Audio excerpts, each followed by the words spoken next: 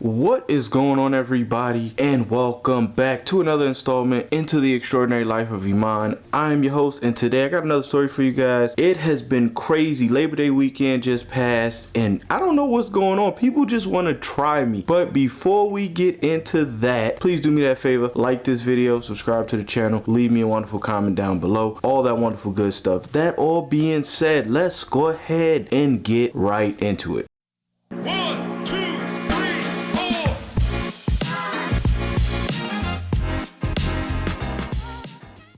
Okay, so right off the bat, I don't know what's going on. I don't know what's happening in the community right now. I don't know if it's because of school just started. I don't know if it's a mental health crisis. I don't know what's happening, but I can guarantee you that I'm not going for it. Listen, I'm in uniform every day. I'm doing my thing. I'm having fun on the street. I'm doing big things. I'm closing my cases, trying to play catch up basically. And people just keep trying me. The story I have for you guys today is gonna be at the Starbucks. So it's so funny that this story actually occurred right after I left the jail. Like, I literally arrested someone, took them to jail, processed them, got them into a cell, and then right after I left, I got dispatched to another call for service that ended up going sideways immediately. So the call that I got dispatched to was a simple trespassing complaint. I deal with trespassing complaints all the time. I don't know why, but when people are told to leave a business or a residence, they don't want to leave. I don't understand. It's not yours. You don't pay any bills. You're not a paying customer. Just leave, just move. And then when I get there, they act asinine, they act crazy, like as if I'm not gonna take the side of the business owner or the homeowner. What is happening? Nevertheless, I got to the Starbucks. I actually went inside, met with the manager, said, hey, what's going on? The manager said to me that there is a female in the bathroom. I've checked on her numerous times. She's been in the bathroom for about an hour and a half and she will not come out. I said, okay, what does management want law enforcement to do? She said, I want the lady to exit the bathroom and be escorted off the premises because at this point she's trespassing. We can't utilize that bathroom. She can't stay. She got to go. I said, okay. We walked over to the bathroom. I said, hey, knock, knock, knock, knock, knock. I identified myself as law enforcement. I told her what it was. I asked her to please come out of the bathroom so that she could be escorted off the property. In response, the lady said that she had a medical condition, that she was in the bathroom, that she wasn't dressed, and that she was not coming out. In response, I said, ma'am, please get dressed, please finish up whatever you're doing in this bathroom, and please exit said bathroom. Management is here with me. They do not want you in their bathroom. They've asked me to escort you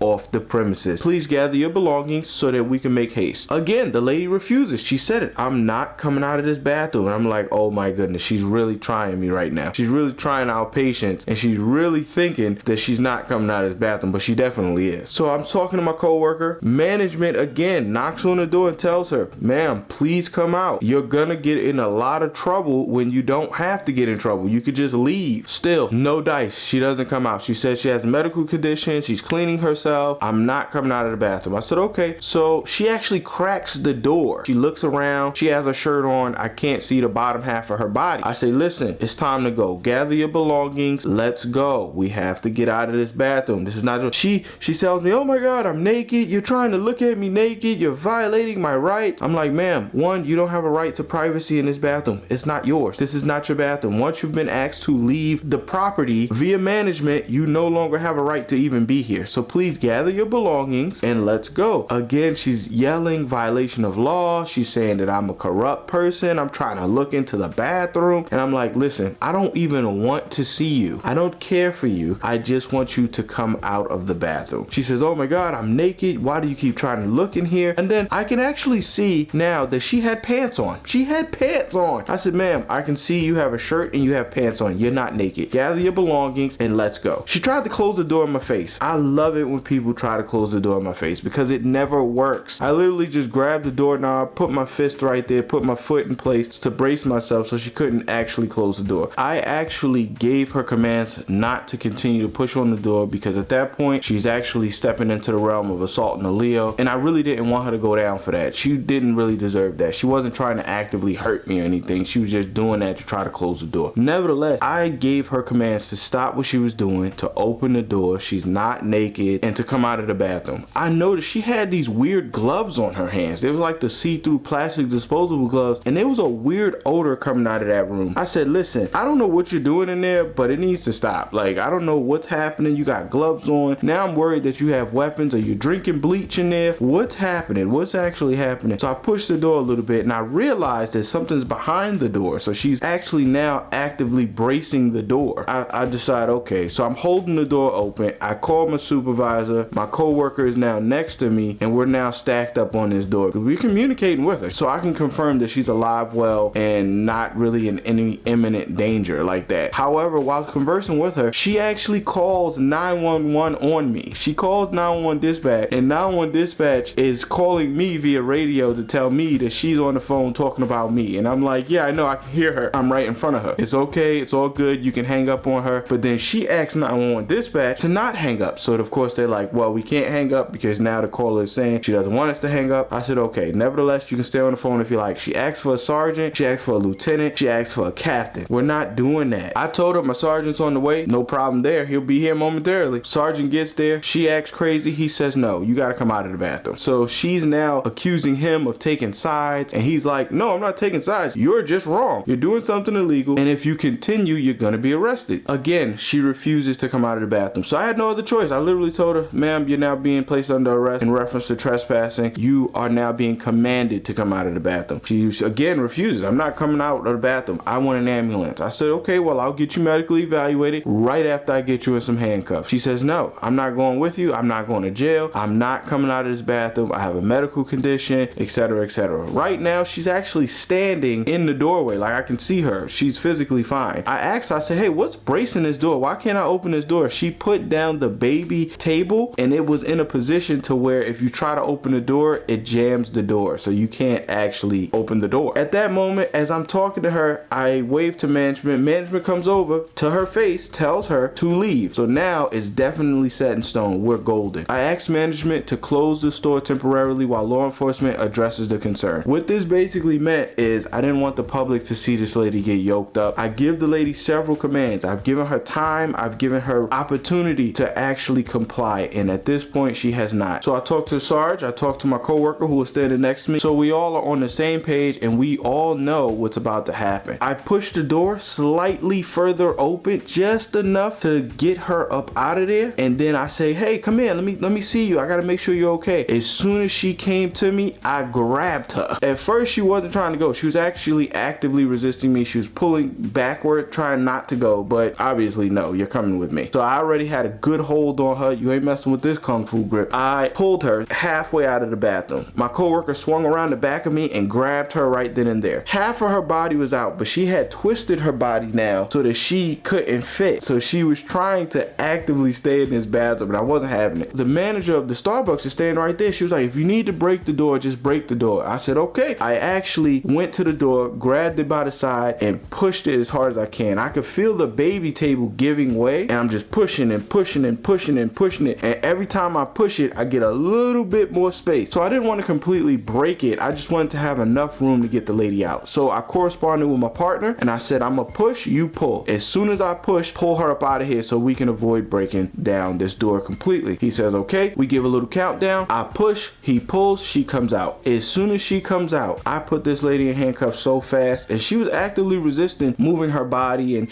tensing up her hands so that she don't give me, the opportunity to get her hands in proper handcuffing position. Nevertheless, she was assisted into handcuffs and she was escorted out of the building. Outside, she was yelling, they assaulted me, they wanted to harm me, and all this other stuff. And I'm like, what are you talking about? No one did anything to you. We just pulled you out of the bathroom. So now we're standing next to my cruiser. We're literally standing there. The door is open. She's ready to sit down. I tell her, sit down so that the medical personnel can come over here. They can evaluate you. And if they say it's cool, you're going to jail, basically. So the medical people get there. She says she's hurt, her chest hurt, all this other stuff. And they're like, no, ma'am, that can't be right. She's telling me she can't breathe, but yet she's yelling at me. She's literally yelling all sorts of insults and insulting our character, all sorts of stuff this entire time. But yet she's saying she can't breathe. So I tell her, I said, well, ma'am, I'm no doctor, but if you couldn't breathe, you couldn't be able to speak. That's not how that works. You're speaking, you can breathe. What are you talking about? And she was like, I'm talking to your camera so that those that watch it after you will know that you violated all my rights. And I'm like, ma'am, I didn't violate any of your rights. You're going to jail. So she continues to scream medical, medical, medical. And so we say, okay, well, how about we take her into the back of the ambulance to see if she can actually comply with being evaluated. We get in the ambulance. She doesn't want to tell them her name, what's wrong with her. All she says is she's in pain, her chest hurts, and because she's being recorded by me, she ain't gonna say nothing else. They say, ma'am, we can't evaluate if we don't know. They try to pull an IV, she says no. They try to put the blood pressure cuff on her, she says no. So they tell her, listen, we can take you to the hospital. At this point, we can't evaluate you if you don't let us evaluate you. We take her to the hospital. She does the same thing at the hospital. The doctor comes in, hey, what's your name? Doesn't want to tell her name.